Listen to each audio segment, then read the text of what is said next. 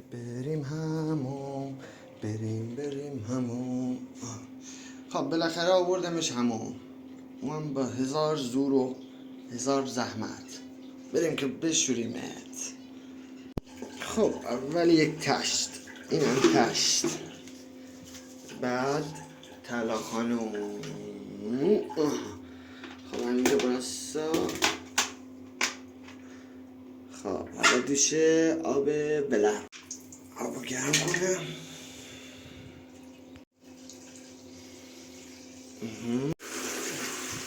خب اینجا بایستم.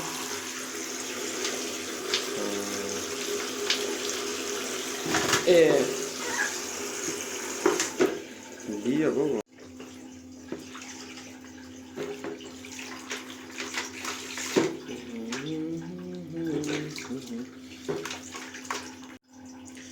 خب صابون.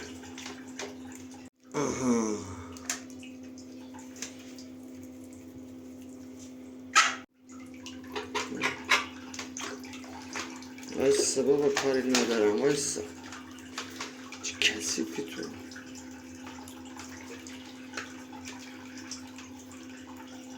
صابونش خوب نبود، گفتم شامپو بچه استفاده کنم. چشمم نمیسوزونه قشنگ. آره وایسا قشنگ. خوب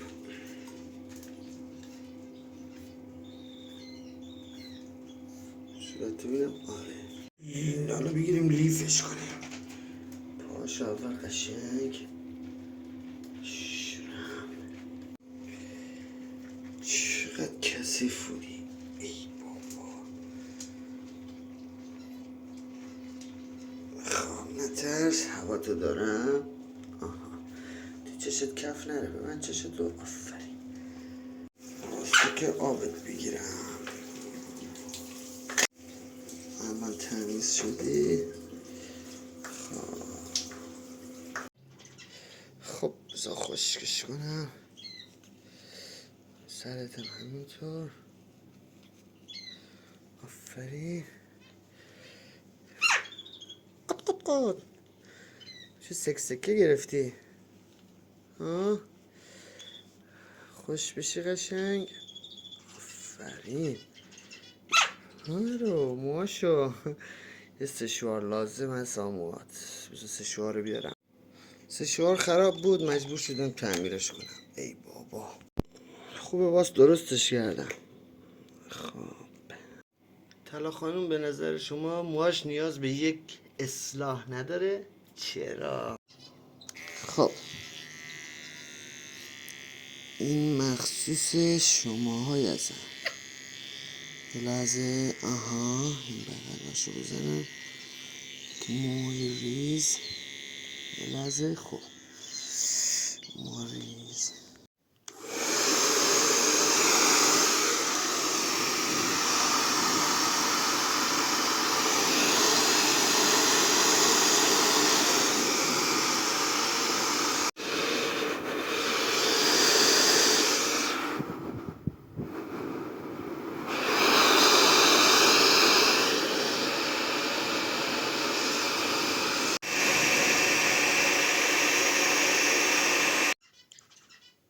خب اینجا وایسا.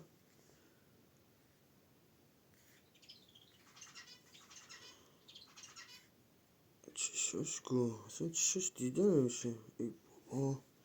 پلشت وایسا. آفرین. چشا دارن دیده شد. چرا فایده نداره. این خوبه. چسب.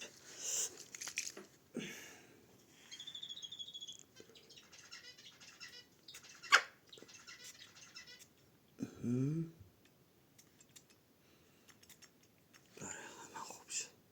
به به چه موهایی. نگاه کن، از بغل هم قشنگ، از جلو هم قشنگ. موش تاف زدن قشنگ تر شد.